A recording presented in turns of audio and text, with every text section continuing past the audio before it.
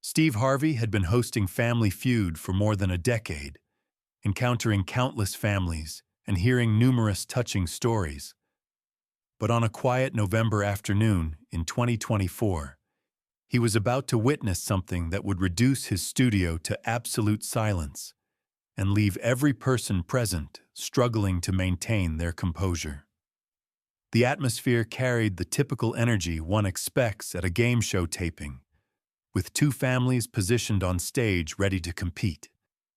Cameras recording what everyone anticipated would be another entertaining episode filled with laughter and perhaps a few heartwarming family moments. What nobody could have predicted was that a 91-year-old grandmother was about to share her late husband's final written words, a letter so profound and unexpected that it would transcend the boundaries of entertainment and become instead a moment of raw human truth that would touch millions of lives. Before we proceed further with this extraordinary account, if you value stories that remind us what truly matters in life and the power of love that endures beyond death, please take a moment to press the like button and subscribe to our channel. Because what you are about to experience represents one of the most powerful testimonies to enduring love and final wisdom ever captured on television. The Patterson family from Virginia stood on one side of the stage, their coordinated navy blue shirts bearing their family name, their expressions reflecting enthusiasm and readiness for the competition ahead. On the opposite side stood the Anderson family from Minnesota, equally prepared and displaying the kind of multi-generational unity that makes Family Feud such compelling television. Among the Anderson family members stood someone who immediately commanded attention through sheer presence and the unmistakable dignity that can only come from 9 decades of lived experience. Dorothy Anderson was 91 years old, standing with the aid of an elegant wooden cane that had belonged to her late husband, her silver hair styled in soft waves that framed a face marked by time but animated by eyes that still sparkled with intelligence and warmth. She wore a lavender dress that her granddaughter had helped her select for this special occasion, and around her neck hung a simple gold locket that she touched occasionally, an unconscious gesture that spoke of habit and remembered love. Dorothy had been born in 1933 in a small Minnesota farming community where life revolved around the rhythms of planting and harvest, where neighbors knew each other's business and looked after one another through good times and hardships alike. She had grown up during the Great Depression and World War II, formative experiences that had shaped her understanding of sacrifice, resilience, and the importance of community and family bonds that could weather any storm. Her parents had operated a small dairy farm, working from dawn until past dark, to provide for their 6 children, instilling in all of them a strong work ethic and an appreciation for simple blessings. Dorothy had been a bright student despite the limited educational resources available in rural Minnesota during the 1940s, and she had harbored dreams of becoming a teacher. Though the financial realities of her family situation made college seem an impossible aspiration. She had graduated from high school in 1951 and taken a job as a clerk at the local general store, contributing her wages to help support her younger siblings, and resigned to the likelihood that her dreams of higher education would remain unfulfilled. Everything changed when Dorothy met William Anderson in the summer of 1952. William had just returned from serving in the Korean War, carrying both the visible scars of combat and the invisible wounds that would trouble him for years to come. He had taken a job at the grain elevator in town, working hard to rebuild a civilian life after the trauma of military service. He was a quiet man, thoughtful and serious, not given to unnecessary words, but possessing a depth of character that became apparent to anyone who took the time to know him. Dorothy first encountered William when he came into the general store to purchase work supplies, and she had been struck by the sadness in his eyes and the careful way he moved, as though he was still expecting danger around every corner. She had made a point of being kind to him, offering a warm greeting whenever he entered the store and gradually drawing him into brief conversations that seemed to ease something in his troubled spirit. Over the course of that summer, their interactions grew longer and more personal, and William began to look forward to his trips to the general store, not for the supplies he needed, but for the few minutes of conversation with the young woman whose warmth and genuine interest made him feel human again after the dehumanizing experiences of war.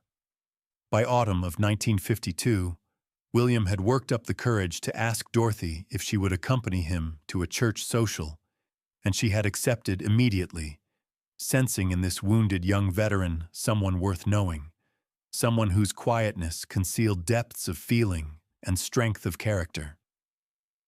Their courtship unfolded slowly and carefully, with William gradually opening up about his experiences in Korea and the nightmares that still plagued him, and Dorothy listening without judgment, offering comfort and understanding that helped him process trauma he had not known how to articulate. They married in June of 1953 in a simple ceremony at the community church, beginning a partnership that would span more than 70 years and weather every challenge that life presented. William proved to be exactly the kind of husband Dorothy needed, steady and devoted, working tirelessly to provide for their growing family while supporting her dreams in every way he could. When Dorothy expressed her old longing to become a teacher, William had worked extra shifts at the grain elevator and encouraged her to enroll in the local community college, caring for their infant daughter during evening hours while Dorothy attended classes. It took her 6 years of part-time study, but Dorothy earned her teaching certificate in 1959, and she spent the next 35 years teaching elementary school children, shaping young minds and touching hundreds of lives, while William continued his work at the grain elevator and later as a supervisor at an agricultural supply company.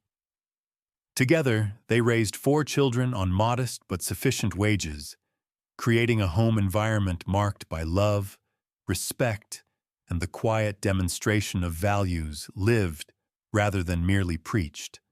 William never spoke much about his war experiences beyond what he had shared with Dorothy during their courtship, preferring to focus on the present and the family they were building rather than dwelling on past trauma. He was a devoted father who attended every school play and sporting event, who helped with homework and taught his children practical skills, who demonstrated through daily actions what it meant to be reliable, honest, and kind. He was an active member of their church community, serving on various committees and always willing to help with maintenance projects or community service initiatives. He and Dorothy built a life together that their children and later their grandchildren would remember as stable, loving, and grounded in principles that seemed increasingly rare as the decades passed. William had been diagnosed with pancreatic cancer at age 88, a devastating blow that came with little warning and a prognosis that offered limited hope for treatment or recovery. The cancer had been aggressive and advanced by the time of diagnosis, and the doctors had given him perhaps 6 months to live. William had faced this news with the same quiet courage he had displayed throughout his life, refusing to waste his remaining time in anger or despair, choosing instead to focus on ensuring that Dorothy and their family would be cared for after his death. He had spent those final months putting his affairs in order, having difficult but necessary conversations with each of his children about practical matters and expressing his love and pride in the people they had become. He had spent hours with his grandchildren, sharing stories and wisdom, creating final memories that they would carry with them long after he was gone. But there was something else William had done during those final months, something that Dorothy discovered only after his death, something that would ultimately lead to this moment on the Family Feud stage. William had written letters, multiple letters addressed to Dorothy, but with instructions that they be delivered at specific times and circumstances after his death. He had given these sealed envelopes to their oldest son with detailed instructions about when each should be given to Dorothy. The first letter was to be delivered on the day of his funeral. The second was to be given to her on what would have been their next wedding anniversary. The third was to be opened on her next birthday. Each letter had contained words of love, encouragement, memories, and wisdom, helping Dorothy navigate the profound grief of losing her partner of 70 years. The letters had been a lifeline during the darkest days after William's death, tangible evidence that his love continued, even though his physical presence was gone. Dorothy had treasured each letter, reading and rereading them until she had memorized every word, finding comfort in seeing William's handwriting and hearing his voice in the carefully chosen phrases. But there had been one final letter, one that William had specified should only be delivered under particular circumstances, and those circumstances had only recently materialized. William's instructions had stated that this last letter should be given to Dorothy if and when she found herself in a situation where she was doing something significant with their entire family, something that would create a shared experience and happy memories that the whole family could celebrate together. Their son had carried this sealed envelope for 3 years since William's death, waiting for the right moment, uncertain whether such a moment would ever arrive, given Dorothy's advanced age and declining mobility. Then Dorothy's granddaughter had suggested applying for Family Feud as a way to create a fun family experience that would involve multiple generations, something Dorothy had always talked about enjoying when she watched the show in the evenings. The family had applied, been selected, and made plans to travel to the studio as a group that included Dorothy, 3 of her 4 children, 4 grandchildren, and even 2 great-grandchildren who came along to watch even though they were too young to compete. The night before the taping, Dorothy's son had given her the final letter, explaining that this Family Feud appearance with the whole family together seemed to perfectly match the circumstances William had described. Dorothy had taken the envelope with trembling hands, seeing William's familiar handwriting on the outside, the simple words written in his careful script stating, "To my darling Dorothy, for when you are creating new memories with our family." She had been tempted to open it immediately, but something had stopped her. A sense that this letter was meant to be read at a particular moment. That William, in his wisdom, had understood something about timing and impact that she should trust, even though she did not yet understand it. She had placed the unopened letter in her purse, bringing it with her to the studio, carrying it as a talisman and a connection to the man she still missed, with an intensity that had not diminished despite 3 years of his absence. Now standing on the Family Feud stage under bright studio lights with cameras recording and an audience watching, Dorothy felt the weight of that letter in her purse and wondered whether this was the moment William had anticipated, whether there was some reason he had wanted her to have his final words in this particular setting.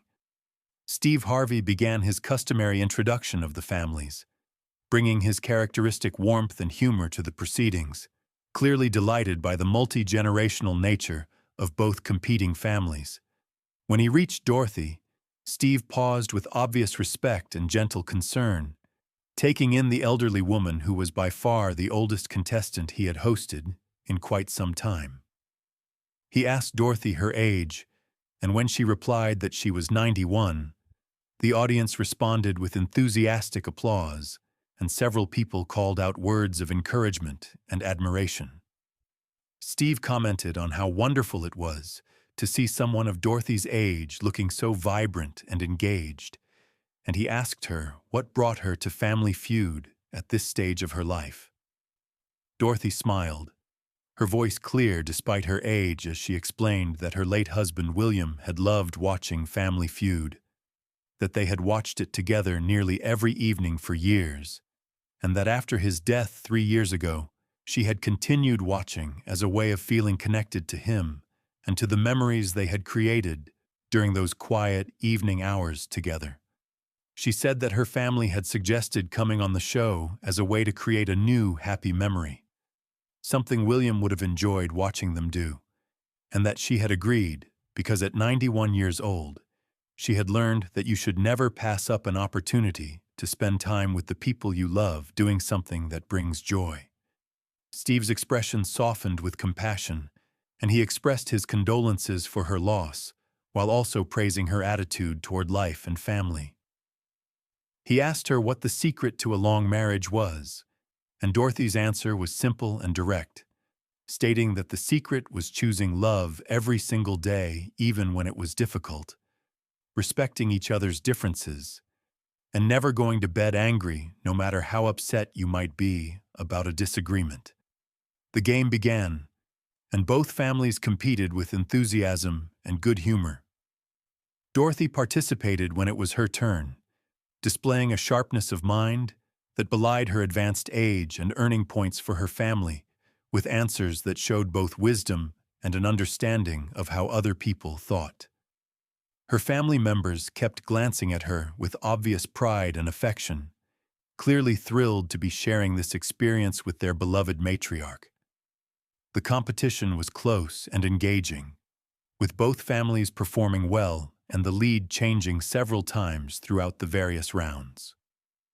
The Anderson family ultimately prevailed in the main game by accumulating more total points, and they advanced to the fast money round for an opportunity to win the $20,000 grand prize. Dorothy's granddaughter volunteered to go first, handling the rapid-fire questions with composure and scoring 146 points. A strong performance that meant the second family member needed only 54 points to reach the 200-point threshold and secure the prize money. The family began discussing who should take the second position, and Dorothy surprised everyone by stating quietly but firmly that she wished to do it, that she wanted to contribute to their victory if possible, that at 91 she had learned not to wait for tomorrow to do things that mattered to you today. Her children looked uncertain, worried that the pressure might be overwhelming for their elderly mother, but Dorothy's expression made clear that this was important to her in ways they might not fully understand. They deferred to her wishes, and Dorothy made her way to the fast money podium with measured steps, her cane tapping softly against the stage floor, her bearing dignified despite her obvious physical fragility. Steve Harvey approached Dorothy with a mixture of admiration and concern, asking if she was certain she wanted to take on this challenge and gently reminding her that the fast money round required quick thinking and rapid responses.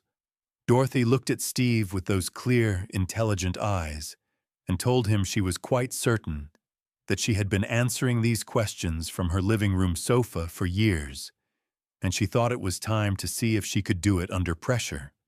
Steve smiled and nodded, recognizing the determination in the elderly woman before him, and he announced that 20 seconds would go on the clock.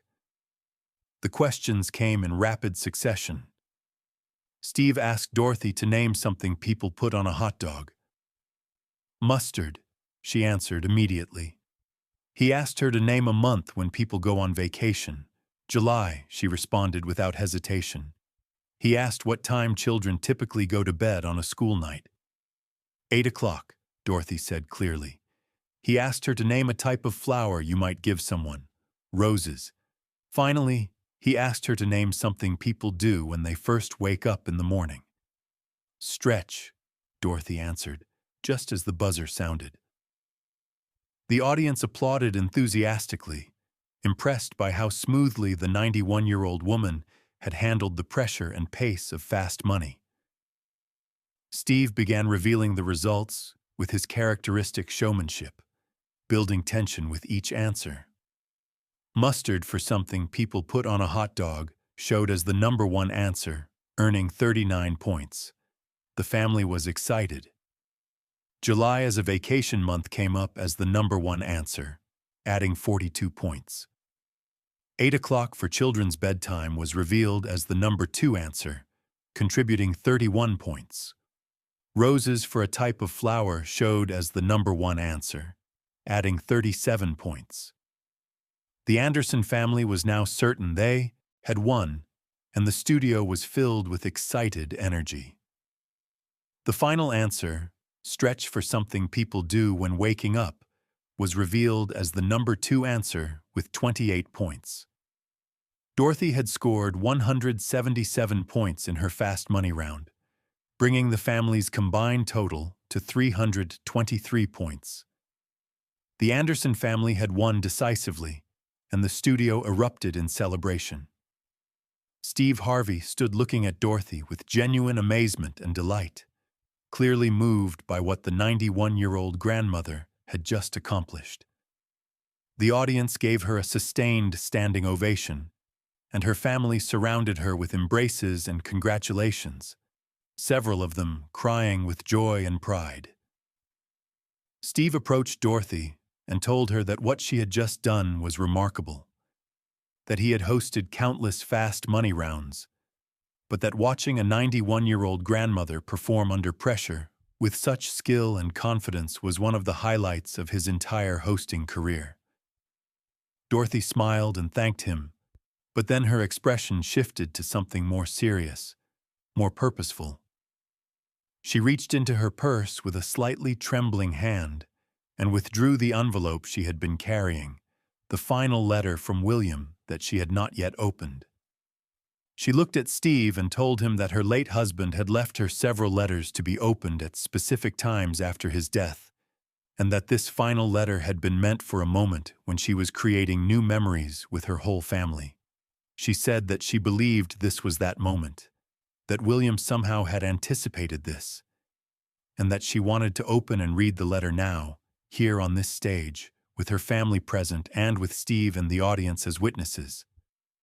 She asked Steve if that would be acceptable, if he would permit her to share something deeply personal in this very public setting, explaining that she felt compelled to honor William's intention that this letter be part of a shared family experience rather than a private moment. Steve looked at Dorothy with an expression that blended surprise, respect, and intuitive understanding that something significant was about to occur. He told Dorothy that of course she could share her husband's letter, that he would be honored to be present for such a moment, and that everyone there understood they were witnessing something far more important than a game show. The studio fell silent as Dorothy carefully opened the envelope with fingers that had begun to tremble noticeably. She withdrew several pages of paper covered in William's distinctive handwriting, and she took a moment to steady herself, touching the locket at her throat as if drawing strength from the physical reminder of her husband's presence in her life. Then she began to read aloud, her voice initially soft but growing stronger as she progressed through William's final written words. William had begun the letter with an expression of love, telling Dorothy that if she was reading these words, it meant she had found the courage to continue living and creating joy even after his death, and that this knowledge brought him peace even as he wrote from his hospice bed, knowing his time was limited. He told her how proud he was of the life they had built together, of the children they had raised, and the grandchildren and great-grandchildren who carried forward their values and their legacy. But then William's letter shifted to something unexpected, something that would explain why he had wanted these words shared in a public family setting rather than read in private. William wrote that he needed to tell Dorothy a truth he had carried for more than 70 years, a secret he had kept not out of shame, but out of a desire to protect her from pain, but that he now understood she deserved to know before his death created a permanent barrier to honesty between them. He wrote that during his service in Korea, he had been part of a unit that had committed an atrocity, that in the chaos and fear of combat, his fellow soldiers had killed civilians in a village, women and children who had posed no threat, innocent people murdered in a moment of panic and rage that William had witnessed but had been powerless to stop as the youngest and lowest-ranking member of his squad. He wrote that he had reported what happened to his commanding officer, but that the incident had been covered up, classified as enemy casualties, and that the soldiers responsible had faced no consequences, while William had been warned to keep silent or face retaliation. William wrote that this experience had broken something in him, that he had carried guilt and grief over those innocent deaths for his entire life, that the nightmares Dorothy had helped him through during their early years together had been about those murdered civilians, rather than combat against enemy soldiers. He wrote that he had never spoken of this because he feared she would see him differently, would lose respect for him even though he had not pulled the trigger, would question whether he should have done more to stop what happened or to ensure justice was served afterward.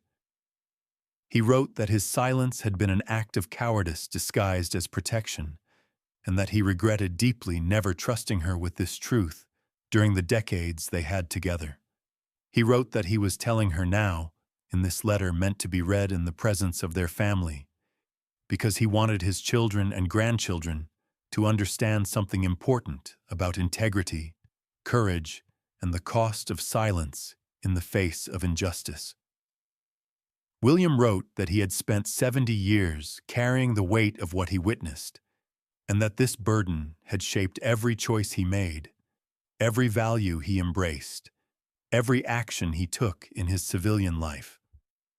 He wrote that his devotion to family, his commitment to community service, his insistence on honesty and ethical behavior in all dealings, his support for Dorothy's teaching career so she could shape young minds toward justice and compassion, all of these things had been his attempt to create enough good in the world to somehow balance the evil he had witnessed and failed to prevent. He wrote that he knew this was impossible, that no amount of good deeds could bring back the innocent people who died in that Korean village, but that trying to live a life of integrity and service had been his way of honoring their memory and refusing to let their deaths be completely meaningless. He wrote that he wanted his family to know this truth because secrets, even those kept with good intentions, create distance and dishonesty that diminish us, and because he wanted them to understand that moral courage sometimes means speaking difficult truths even when doing so is frightening and potentially costly. William wrote that he hoped Dorothy could forgive him for keeping this secret for so long, for not trusting her with his deepest pain and guilt, for allowing fear to prevent the complete honesty that their marriage deserved. He wrote that he hoped his children and grandchildren would learn from his mistake, would understand that silence in the face of injustice, even when that silence seems prudent or necessary, comes with a cost to one's soul that compounds over time. He wrote that if he could live his life over, he would have spoken publicly about what happened in Korea regardless of the consequences, would have insisted on accountability and justice for those innocent victims, would have refused to let fear and institutional pressure silence his conscience. He wrote that he was sharing this truth now, even after his death, because it was never too late to speak honestly, and because the example of finally telling the truth might help someone else find the courage to speak their own difficult truths rather than carrying them in silence for a lifetime. William concluded the letter by returning to his love for Dorothy, telling her that she had been the greatest blessing of his life, that her love and partnership had given him strength and purpose during the decades when guilt and grief might otherwise have destroyed him, and that he hoped she would continue to live fully and joyfully after his death, creating new memories with their family and never allowing loss to diminish her engagement with life. He told her that he would be watching over her from wherever consciousness goes after death, cheering her on, celebrating her victories, and loving her as completely as he had loved her during their 70 years of marriage. He signed the letter simply, "Your William, forever and always." Dorothy finished reading and looked up from the pages, tears streaming down her face, her hands shaking as she held William's final written words. The studio was completely silent, every person present stunned by the profound revelation they had just witnessed. Steve Harvey stood motionless, his eyes glistening with tears, his mouth slightly open as if he wanted to speak, but could not find words adequate to the moment. Dorothy's children and grandchildren stood frozen, clearly struggling to process what their father and grandfather had just revealed. The secret burden he had carried for 7 decades, finally exposed in the most public possible way.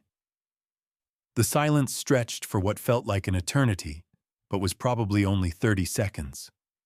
The weight of William's confession settling over everyone present like a physical presence.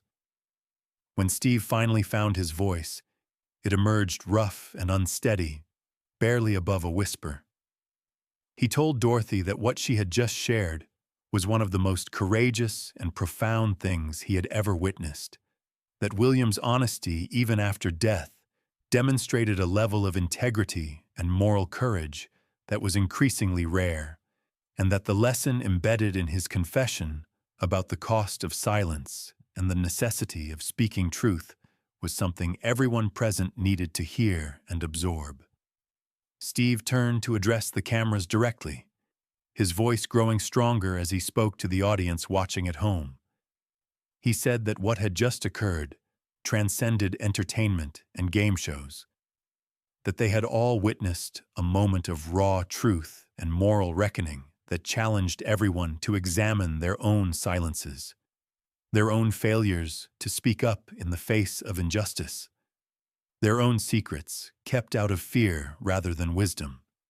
Steve turned back to Dorothy and asked her how she felt hearing this revelation after 70 years of marriage, after 3 years of widowhood, after building a life with a man who had carried such a heavy secret throughout their partnership.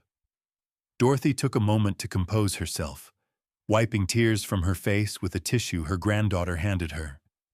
She said that her first emotion was not anger or betrayal, but rather overwhelming sadness that William had carried this burden alone for so long, that he had not trusted her enough to share it during their decades together, when she might have helped him process the guilt and grief. She said her second emotion was pride, that even after his death, William had found the courage to speak his truth and to use his confession as a teaching moment for their family and for anyone else who might hear his words. She said that William had always been a man of deep integrity, who struggled with moral questions most people never had to face, and that his decision to finally speak the truth, even posthumously, was entirely consistent with the man she had known and loved. Dorothy said something else that would resonate with everyone who heard it. She explained that William's letter had revealed not just his secret, but also the reason behind so many of his choices and behaviors throughout their marriage, things she had never fully understood but had accepted because she trusted him.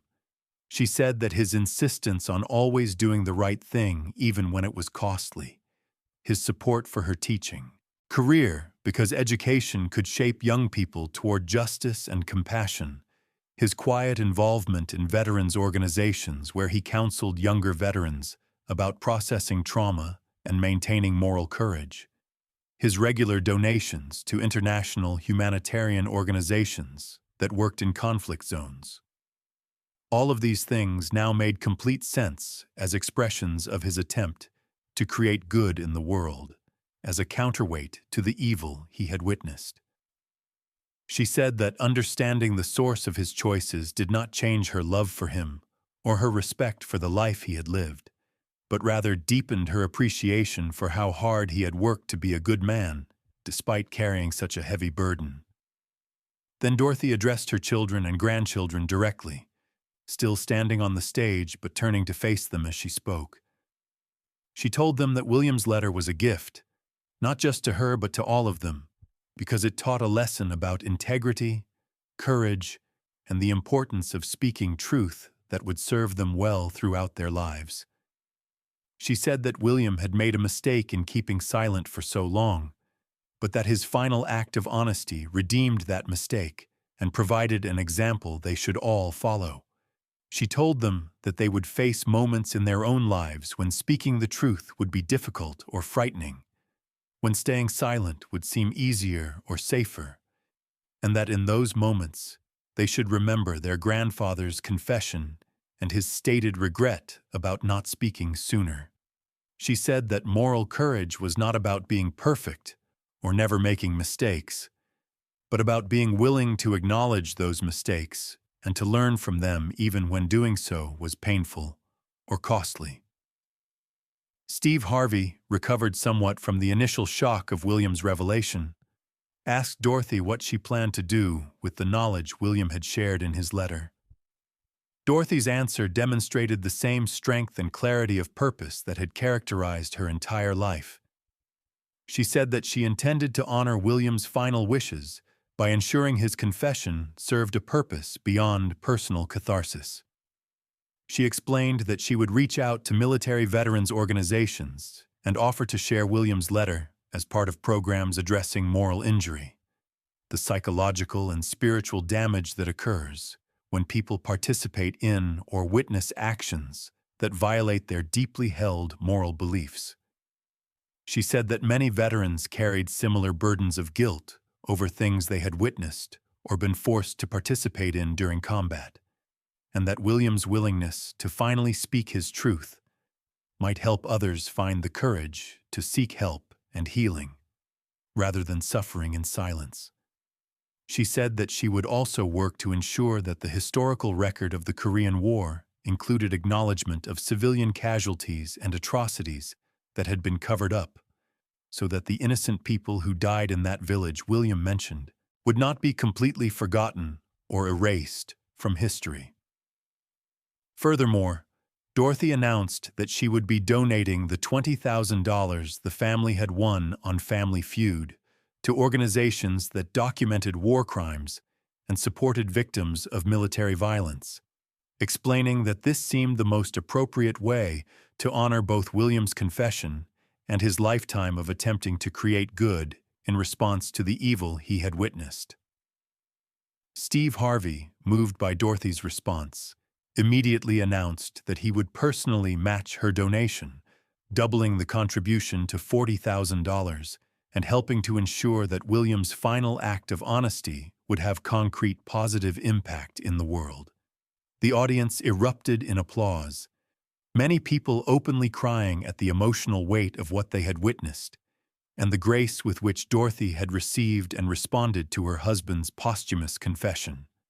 The episode aired 6 weeks later, and the response was immediate, overwhelming, and more complex than the typical reaction to even the most touching Family Feud moments. Veterans organizations contacted the show requesting copies of William's letter and permission to use it in their counseling and support programs. Mental health professionals who worked with military personnel praised William's confession as an important example of moral injury and the long-term psychological cost of witnessing atrocities. Human rights organizations expressed interest in investigating the incident William described, hoping to identify the village and the victims so that proper acknowledgement and memorial could be provided. Some viewers criticized William for not speaking up sooner, arguing that his silence had been complicit and that posthumous confession did not absolve him of responsibility for failing to pursue justice during his lifetime. Others defended William, pointing out that military personnel who report misconduct often face retaliation and that expecting a young enlisted soldier to challenge his superiors in the 1950s ignored the realities of military hierarchy and culture. The public conversation sparked by William's letter extended far beyond Family Feud and even beyond questions of military conduct. His confession prompted broader discussions about the nature of moral courage, the costs of silence in the face of injustice, the possibility of redemption through belated honesty, and the complex ways that trauma and guilt shape lives over decades. Ethicists and philosophers wrote essays analyzing William's choices and his final decision to confess. Journalists investigated historical records trying to verify and contextualize the incident he described. Religious leaders used William's story in sermons about confession, forgiveness, and the redemptive power of truth. Therapists shared his letter with clients struggling with their own secrets and moral injuries, using William's example to illustrate that it was never too late to speak honestly and seek healing.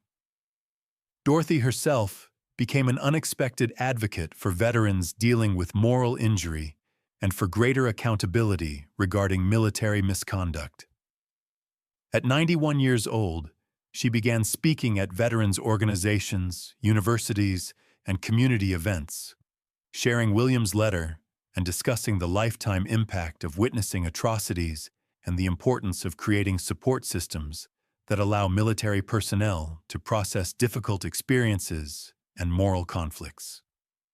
She established a scholarship fund in William's name for students studying conflict resolution, international humanitarian law, and veterans' mental health services. She worked with researchers and journalists who were investigating the Korean War incident William described, providing what information she had and encouraging them to pursue the full truth, regardless of how long ago the events occurred. She corresponded with veterans and family members who reached out after seeing the Family Feud episode, offering understanding and encouragement to those struggling with their own heavy burdens of guilt and silence. 18 months after the Family Feud appearance, researchers were able to identify the likely village where the incident William described had occurred, and the South Korean government arranged for a memorial to be erected, acknowledging the civilian deaths and honoring the innocent victims. Dorothy traveled to South Korea for the dedication ceremony, bringing with her several of her children and grandchildren so that they could bear witness to this act of recognition and remembrance that William's confession had helped make possible. At the ceremony, she read portions of William's letter, his words translated into Korean so that the families of the victims could understand that at least one American soldier had been troubled by what happened and had carried grief and regret for those deaths throughout his long life. The ceremony was emotional and complex, with some family members expressing anger that justice had been so long delayed and others expressing gratitude that the truth was finally being acknowledged. Dorothy stood with quiet dignity throughout, accepting both the anger and the gratitude as appropriate responses to a profound wrong that could never be fully redressed, but that deserved honest acknowledgement. 2 years after the Family Feud appearance, Dorothy passed away peacefully at age 93, surrounded by her family in the same home she had shared with William for so many decades. At her funeral, her children shared stories about both Dorothy and William, speaking honestly about the complexity of their grandfather's confession and the grace with which their grandmother had received and honored it. They read portions of William's final letter, explaining how it had changed their understanding of their family history and had challenged them all to think more deeply about integrity, courage, and the importance of speaking truth, even when doing so was difficult. They announced that Dorothy had left instructions for her own final letter to be read at the funeral, and in that letter she expressed gratitude for her long life, love for her family, and satisfaction that William's confession had ultimately served a purpose beyond personal catharsis, helping other veterans find healing and ensuring that innocent victims of war received acknowledgement and remembrance. The story of Dorothy and William Anderson became a case study in multiple academic disciplines. Military historians used it to discuss the prevalence of unreported atrocities and the institutional pressures that discouraged accountability. Psychologists referenced it when teaching about moral injury and the long-term effects of witnessing trauma. Ethics professors assigned William's letter as required reading for courses on moral courage and the costs of silence. Journalism schools used the media coverage of Dorothy's Family Feud appearance as an example of how entertainment platforms could sometimes become vehicles for important social conversations.